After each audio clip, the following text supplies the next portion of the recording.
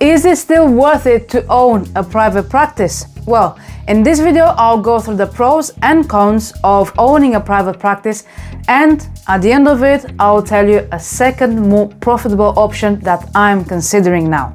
But before we start, if you're wondering who am I and why should you listen to me, my name is Alexandra, I'm a sports mindset coach, and after investing over £20,000 in business development coaching, I am now taking all the lessons that I have learned from those successful business owners and I'm applying them into growing my own online coaching business.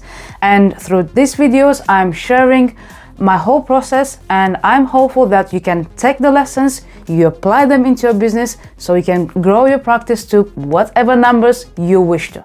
So, let's see then, is it still profitable to own a private practice? Well, to figure it out if it is profitable, obviously we need to talk about money, investments, costs, what we need to do, so on and so forth. So before we are able to even think about opening a private practice, we need to get qualified. So before I'm explaining everything and I'm going into more depth in here, I just want to mention that I never owned a private practice. The reason why I'm doing this is because I am at a point in my career where I have to decide which route do I want to go. Do I want to become a counselor? Do I want to become a psychotherapist? What is it that I want to do and how do I want to start? Do I want to start working for NHS? Do I want to own a private practice? And thinking it through, the private practice sounds more appealing to me until I started doing the research. So what I'm going to present in this video, it is based on the research that I have done and all the recent updates from other private practice owners. So therefore, the first thing that we have to do is to get qualified. So these numbers, the costs, are based on the costs at the university where I'm studying at. As an undergraduate for 3 years, I have to pay £28,600 thousand pounds. Then I have to go for further master degree, which is 2 years. I'm taking the less costly option. The 2 years, which is 9,000 per year, so there'll be £18,000. So I'm already starting with a massive gap of £46,600. That's a big gap that I need to cover. Then I'm all qualified, all learned, been through all the ups and downs. Now I'm at the point where, okay, I can open my private practice. What are the things that I need to consider when I start? The first payment, the first investment, not the monthly recurring ones.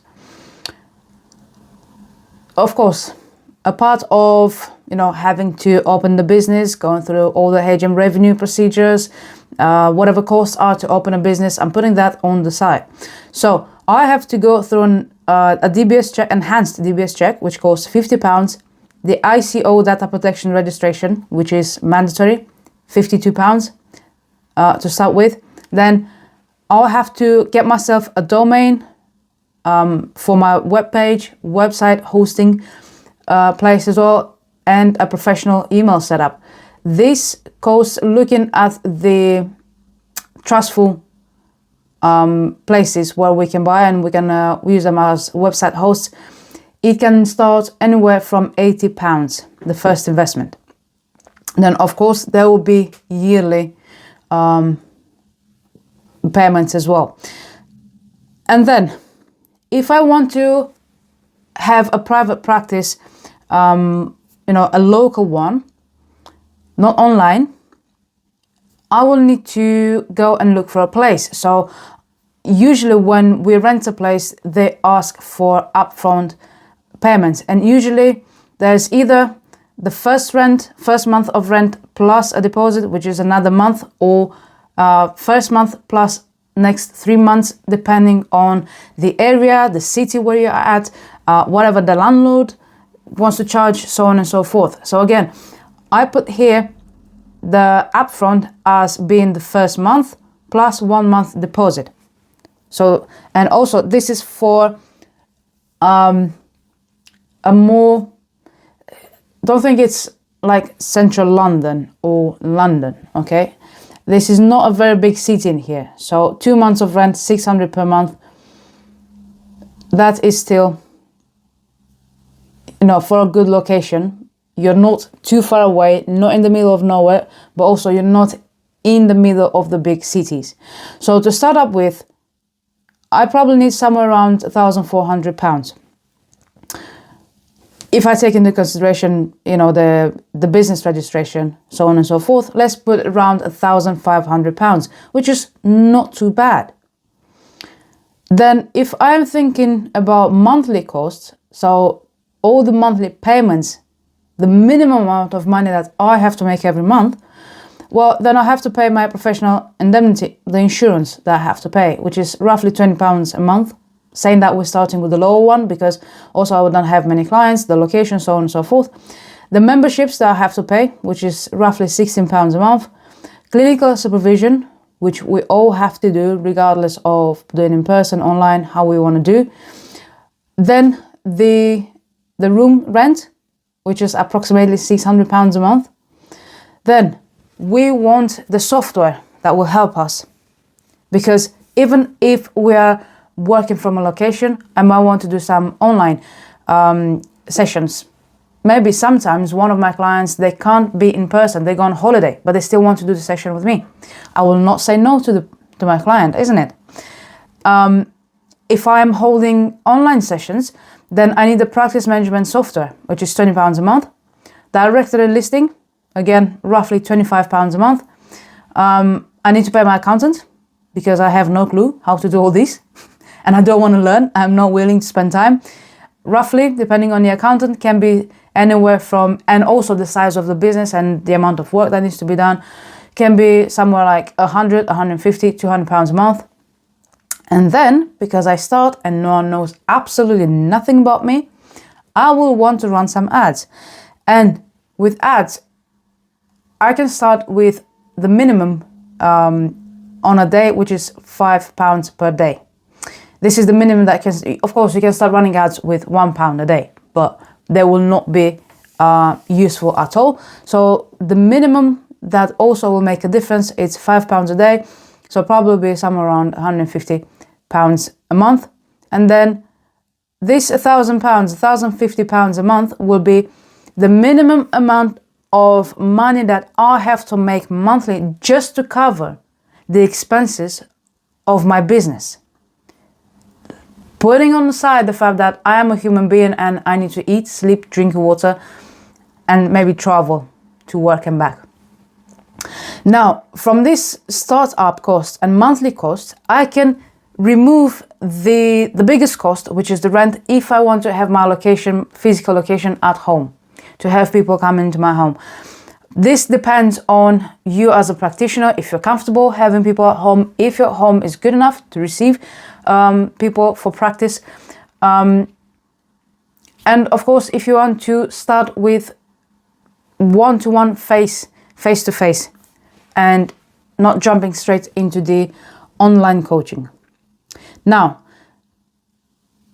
so to start with, for the first month, I will need to take my startup cost and the first monthly expenses. So in reality, to start with, I need £1,900, which is not bad at all to start a business these days for £1,900. Well, of course, taking away the 46,000 that I am in a massive gap already.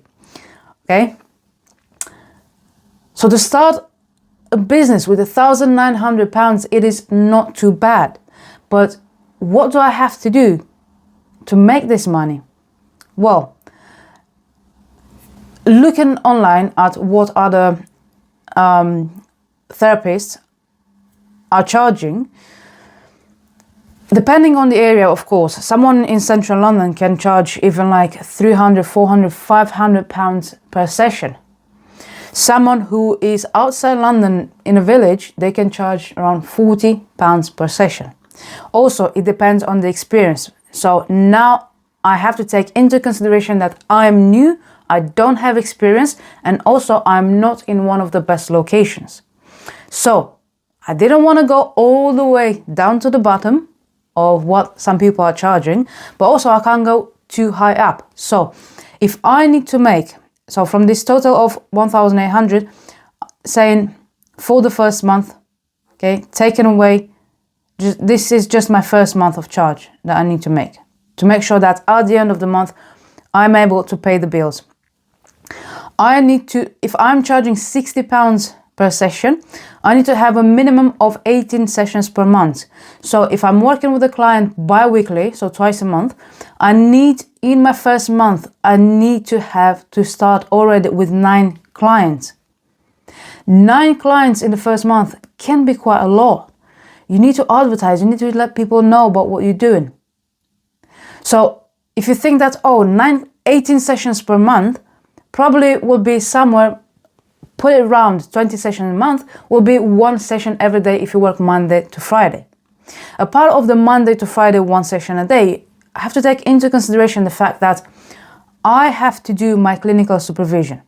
I have to always be into my continuous learning that we all have to do. So I need to spend some hours on that as well.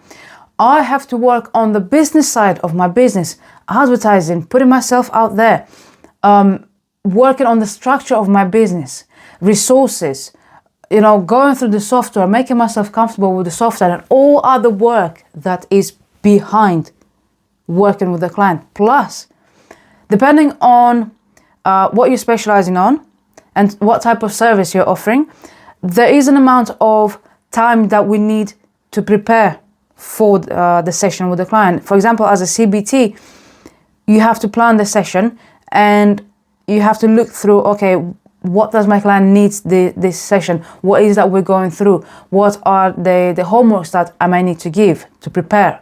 And especially in the beginning, you want, regardless of the type of practice that you're specializing in my opinion, we have to prepare for every single session, to spend some time before that client jumps on a call to make sure that we are ready. What am I about to do? What am I going to prepare? So it's not just 1 hour a day and you have the 9 clients, but there's a lot more work behind it. Just to make my monthly expenses. If I want to leave to pay my home rent, to eat, to get dressed, to enjoy, a nice meal on a weekend, a part of the fact that I have to eat and drink water every single day, most probably I need to triple this. So from 9 clients to start with, I will need 27 clients a month just to cover the minimum amount of money that I as a human being need to survive every single month. 27 people, which is a lot. Bear in mind, this is if I start with £60. Okay? I can increase my income by charging more. But how much more can I realistically charge if I am in the beginning? If I don't have much experience in the first year of my practice, I can jump from 60 to 80 and then lower the amount of clients that I need, but still probably I'll need to spend some money on ads. I'll need to do a really good job with my clients so that they can refer me further to their friends, to their people that they know. So the question is it worth it? Yes or no? The answer to this question is that the question is totally wrong the way it's formulated. It's not a fact of is it worth it? Because at the end of the day, there are so many successful practitioners out there who are making a lot more money monthly than they actually need. So it's not a case of it is worth it, but it's how can I make it worth it? Yeah, because in every single business, you can become very successful if you know how to make business. The problem behind this question is that I'm specializing myself as a therapist, and I am specializing in helping people overcoming their mental barriers, childhood trauma, dealing with emotions, so on and so forth. I'm not specializing myself in business development.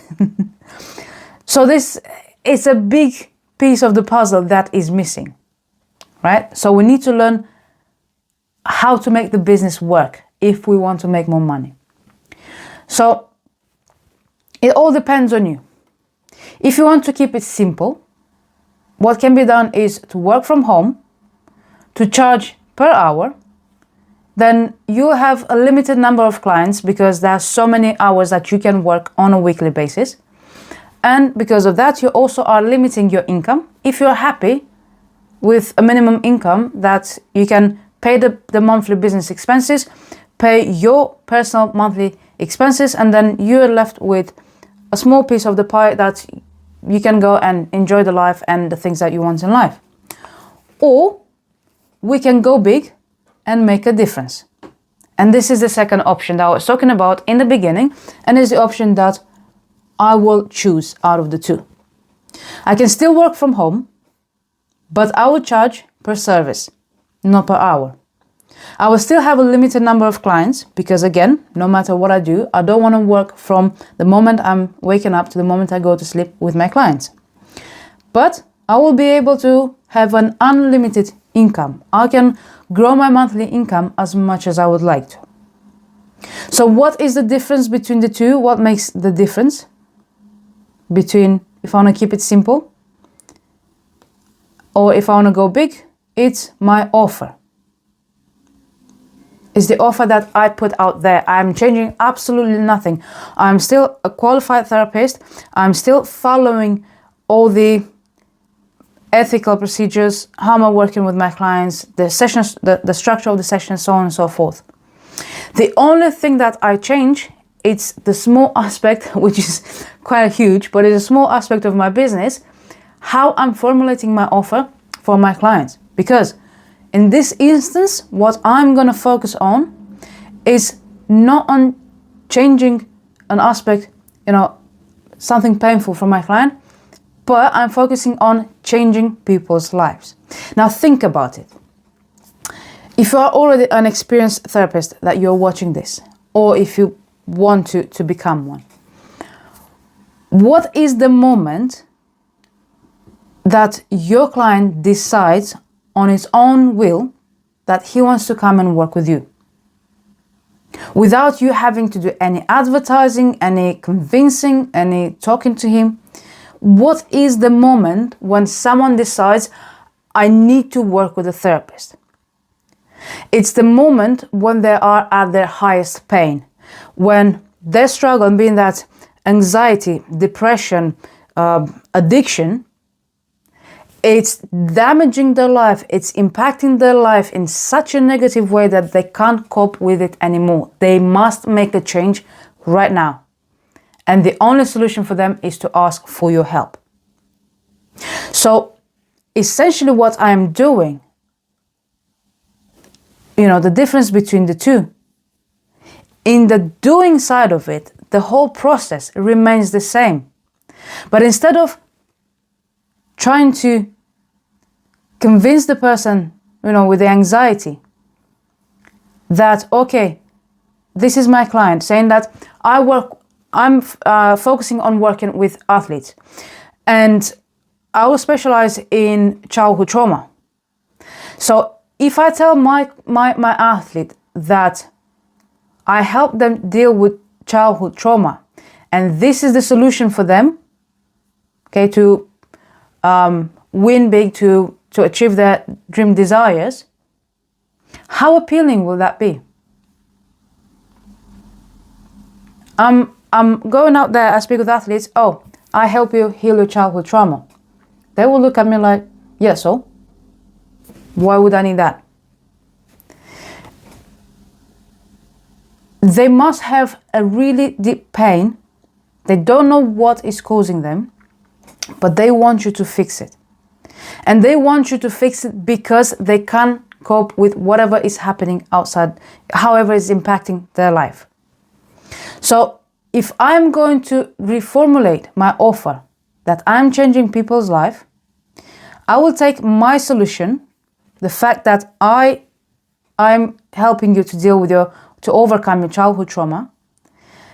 The childhood trauma will become the vehicle that will deliver your solution to achieve your big dream goals. How does this look in real life? So the version 1, where I go and charge per hour and I speak to my client, is I help you heal your childhood trauma, and I charge £60 per hour. I can only attract clients when they are at their highest pain to come and work with me, because they know that whatever happened during the childhood or adolescence is affecting them so badly right now that they think they are worthless people. They can't progress in their job. They can't go and chase those big goals because they don't think that they are good enough. Okay? So they can only come and work with you when they are at the highest pain. But then if I reformulate my message as I help elite female strength athletes confidently hit their best lift, perform under pressure, and achieve their competition goal, this sounds totally different and more appealing. And my athletes will be like, well, that's what I need. That's why I am in the game. This is what I want to achieve in my sports career, and I'm putting everything that I have on the table, and I'm working so hard because I want to go out there and be the winner, to have the best performance of my life. So help me. As a client, they don't care about the process and how you're doing things. Of course, it matters. But what they care about most is the outcome that they will get from working with you. By using this version number 2, the second version, I will be able to charge more upfront because I'm charging per service. So I'll be able to charge more upfront. So it's not a case where I'm charging people loads of money based on a lie. No, I am still delivering my promise. Whatever I'm promised to them that I will offer when they come and work with me through my service, I am actually delivering. But I am able to charge more upfront, so I can use this money not only to pay my bills, to support myself and my family monthly, but also I am also able to advertise my business, so more athletes will see me, see the results that I can help them achieve, and then I'll become a happy private practice owner. This is the only thing that I'm doing differently, reformulating the offer. That's all. And if you want to learn how to do this, how to reformulate your offer so that you can charge more upfront to invest in your business and not spend months and months and months in here to charge £60 per session, to go and continuously look for clients over and over and over again and spend money on ads and so on and so forth. In the description, I have a link which is sending you into the free community that I have created, where I'm sharing exactly how I formulate my offer to appeal to my ideal client and not charge £60 a session. If you're interested in that, go and click the link below, and I shall see you in the community where I will share my process of creating an offer and much more resources that help you grow your business, your private practice to whatever numbers you wish to. That's all for now. I will see you in the next video.